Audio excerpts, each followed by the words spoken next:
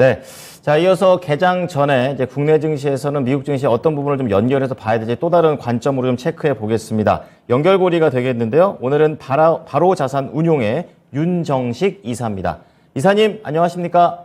네, 안녕하세요. 네. 자, 오늘 이사님과 함께 할 주제부터 공개를 하겠습니다. 오늘의 주제입니다. 기대 인플레이션 하락과 엔비디아 실적 우려.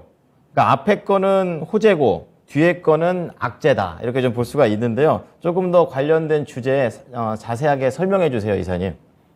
요즘에 개별 이슈들이 상당히 좀 많이 나오는 것 같습니다. 개별 이슈에 따라서 종목별로, 섹터별로 움직임은 좀 다르지만 전체적으로는 분위기가 그래도 좀 긍정적인 쪽이 여전히 좀 강하다라는 부분을 먼저 말씀을 드리겠고요. 미국에서 뉴욕 연은이 1년 기대 인플레이션을 기존 6.8에서 6.2로 상당히 크게 하향 조정을 했습니다. 그러면 당연히 인플레이션 떨어졌다 그러면 이제는 금리 인상에 대해서 좀 더 완화된 스탠스가 나올 가능성이 높다라는 얘기죠. 이 금리 인상이 상당히 많은 증시 침체에 대한 우려감들을 낳았었는데요. 이런 부분이 완화가 된다. 안 그래도 이제 하반기로 가면 갈수록 금리 인상에 대한 속도는 더뎌지고 이제 내년엔 금리 인하에 대한 얘기까지 나오고 있는 상황에서 안 그래도 긍정적인 상황인데 이런 이 뉴욕 연은의 기대 인플레이션도 크게 하향 조정했다. 이런 부분이 나오면서 미국에서는 상승 출발하는 그런 모습을 보여줬습니다. 당연히 달러도 약세를 보여줬고요. 이 국채 금리도 하락하는 모습을 보여줬습니다.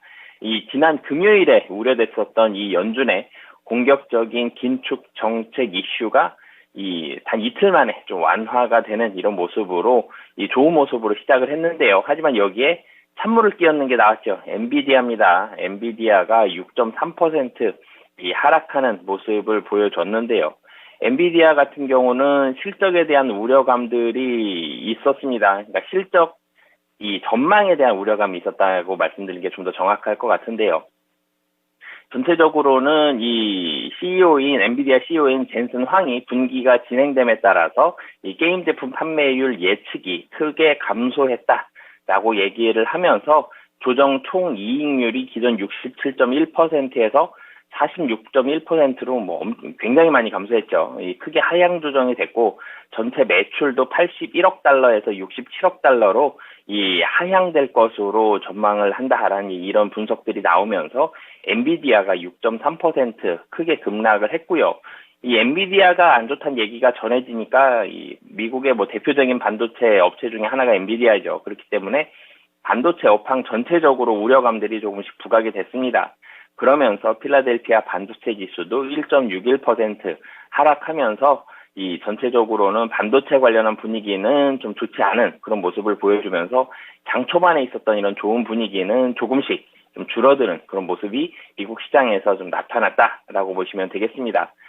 그리고 한 가지 더 말씀을 드리면 미국에서는 인플레이션 감축 법안 이 부분이 기대가 되면서 전기차 구매 보조금 한도를 기존 20만 대에서 그 이상으로 늘릴 것이다라는 소식이 전해지면서 사실 전기차 관련 종목주들도 지난 금요일도 그렇고 우려감들이 좀 있었죠. 근데 이 우려감을 좀 뒤집으면서 테슬라를 비롯해서 포드라든지 다른 여타 전기차 업체들 좀 더 자세하게 말씀을 드리면 리비안 같은 경우 테슬라는 0.78%, 루시드 모터스가 3.71%, 리비안이 6.78% 상승을 했고요. 그리고 자동차 업종, 좀 전통적인 자동차 업체로 다시 가보면 포드는 3.14%, GM은 4.16% 상승을 하면서 전기차로 대표되는 업체들이 좀 크게 상승을 했고요. 전기차가 아니더라도 기존 포드나 GM처럼 기존 자동차 회사에서 전기차를 만드는 이런 업체들까지도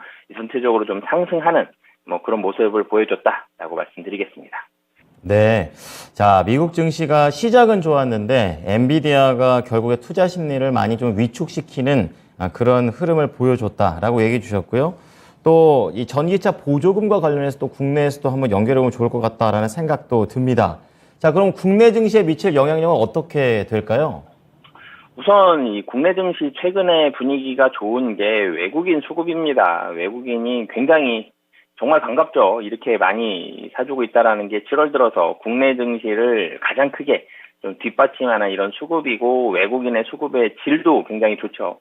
지금 RA에서 사주고 올라간다. 단기적인 좀 이 매매 성격이 아니라 도리어 이제 금융투자가 좀 단기적인 매매 성격을 최근에 좀 보여주고 있고 외국인은 바닥권에 좀 사서 좀 올려주는 그런 느낌을 많이 주거든요. 외국인이 7월 28일부터 8거래일 연속 순매수를 보여줬는데 긴축 우려 완화가 됐죠. 그러면서 이 원달러, 그러니까 원화의 강세가 지금 예상이 됩니다. 역외 환율 기준으로 좀 본다라면은 원달러 환율이 어제 1,306원 40전에 마감을 했는데 한 1,300원 정도로 6에서 7원 정도 좀 하락할 것으로 보여집니다. 원화가 강세가 된다라면 외국인 뭐 가장 중요하게 여기는 게 환율이죠. 1번이 환율이고 2번이 배당인데요. 이 원화 강세가 예상이 되면서 이 원화 강세에 따른 외국인의 수급 환경 좀 더 우호적으로 좀 바뀔 것이다. 좀 더 긍정적으로 바뀔 것이다. 라고 보여지고요. 하지만 또 긍정적인 면이 있는데 또 부정적인 면이 있죠. 이 엔비디아와 필라델피아 반도체 지수가 하락을 했습니다. 그러면 전체적으로는 반도체주는 좀 악영향을 미칠 것인데요. 근데 이 최근의 분위기, 제가 이 방송 초반에도 말씀을 드렸죠. 최근의 분위기는 전체적으로는 좀 시장 긍정적인 분위기다라고 말씀을 드렸죠. 그렇기 때문에 이 엔비디아는 크게 하락을 했지만 필라델피아 반도체 지수는 1%대의 하락이었습니다. 뭐 굉장히 많이 하락을 한 건 아니지만 하락한 것은 아니기 때문에 반도체주에는 악영향은 맞지만 뭐 굉장히 뭐 우려할 만한 정도의 큰 폭의 하락까지는 아닐 것으로 보여지고요. 그리고 마지막으로는 이 전기차 보조금 관련한 이 한도 상향 제한이 있었죠. 그렇기 때문에 국내에서도 전기차 관련한 종목들, 2차 전지, 전기차 배터리와 관련한 업종들은 좀 긍정적인 영향이 나타날 가능성이 높다라고 말씀드리겠습니다. 네.